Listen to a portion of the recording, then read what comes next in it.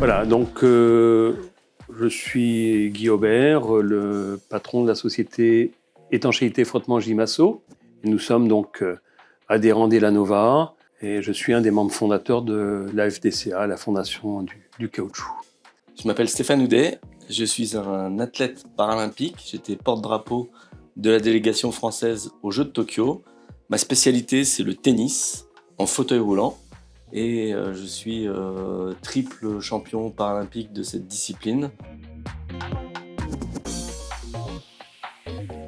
Quand j'ai rencontré la fondation et Guy Aubert dans cette entité, je pense que immédiatement, nous avons commencé à réfléchir avec le même mode de pensée, à savoir, on prend une page blanche et toutes les améliorations qu'on va pouvoir apporter, on va les tester, on va les éprouver et on s'inscrit dans la durée. Au départ, avec un timing, un agenda plutôt court puisque il y avait les Jeux de Paris comme échéance, mais assez rapidement aussi en imaginant qu'il allait y avoir une suite et les Jeux de Los Angeles. On a été mis en relation avec Stéphane Houdet et tout de suite l'association s'est faite parce que Stéphane a la particularité de rechercher de la performance au niveau en fait de la technologie, de s'intéresser donc de ce fait à ce qui se fait mieux en termes de technologie et surtout de ne pas avoir peur de le tester. Et ça, c'était un élément crucial, sachant qu'effectivement les délais étaient courts et qu'il fallait pouvoir en fait passer de la planche à dessin au prototype très rapidement. Mais quand Guy m'a fait visiter ses locaux, il a eu une phrase qui m'a marqué et qui fera peut-être que nous allons faire plein de petits. Il m'a dit voilà, ici tu es chez toi, dès que tu as une idée, tu nous la partages et on va chercher. Et comme je suis un peu une boîte à idées et que Guy est une boîte à idées et à réalisation, je crois que tout à l'heure je me suis trompé, j'ai parlé de Los Angeles, mais on est déjà à Brisbane en 2032 et peut-être même plus loin. Technologie très avancée et puis les usages au quotidien, on sait que forcément il y a beaucoup de liens. L'histoire nous apporte beaucoup de témoignages sur des choses qui ont été des curiosités de laboratoire et qui sont aujourd'hui dans la poche de Monsieur Tout-le-Monde. Donc on espère bien effectivement que des choses qui vont permettre d'avancer dans le haut niveau sportif. Et j'ai bien aimé le fait de dire, c'est pas simplement effectivement qu'un apport sur l'handicap, c'est un apport sur la performance. Parce que finalement, on s'arrête toujours effectivement à ces notions de handicap, mais on est véritablement dans une recherche de performance à tout moment, et quel que soit le sport.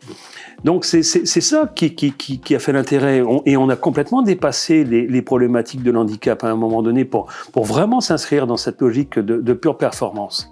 Autour du monde du sport, le fauteuil roulant avait besoin de l'univers du cycle pour s'améliorer, et maintenant le transfert de technologie peut aussi se faire dans l'autre sens. Les fabricants de cycles peuvent s'inspirer de tout ce qui est fait avec les fauteuils. La grande force aussi de cette collaboration, c'est qu'on fait du sur-mesure. On n'achète plus une pièce du commerce que l'on essaye de modifier en fonction effectivement des conditions de jeu. Là, on va véritablement mettre au point des roulettes pour chaque surface et ensuite, Stéphane choisira en fonction des surfaces les roulettes qui lui vont le mieux. Donc moi, je voulais rebondir, parce que c'est un mot qui est cher à la fois à Guy, je crois aux amputés, et à Elanova, sur l'agenda et puis la recherche de la performance. Ici, au départ, c'est le premier système qui a été proposé et on voit toute la technicité du produit avec la combinaison d'une structure métallique avec un caoutchouc, un polymère qui est venu, qui a été déposé sur la première structure et qui est une roulette qui, au fonctionnement, est absolument extraordinaire.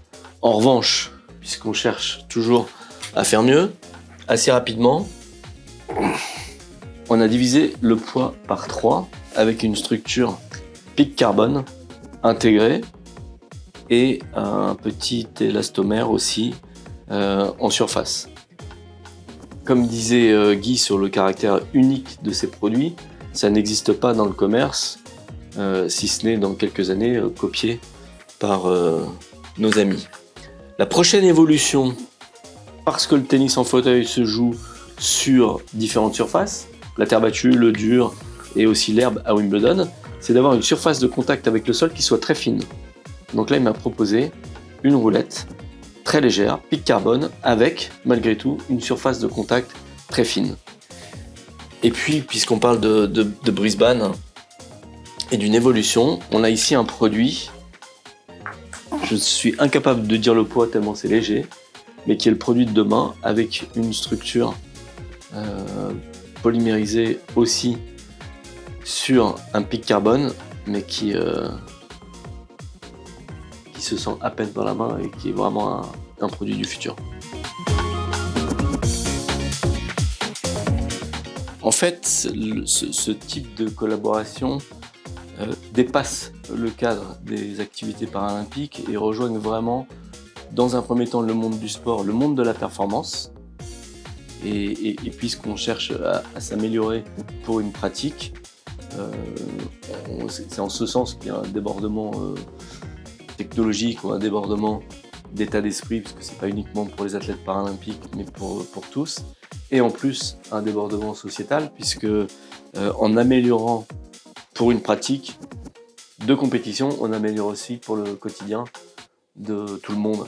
Et je pense que c'est là que le sport joue son rôle de vecteur de communication vers la société et qu'on est vraiment sur un sujet de société et pas uniquement un sujet sportif.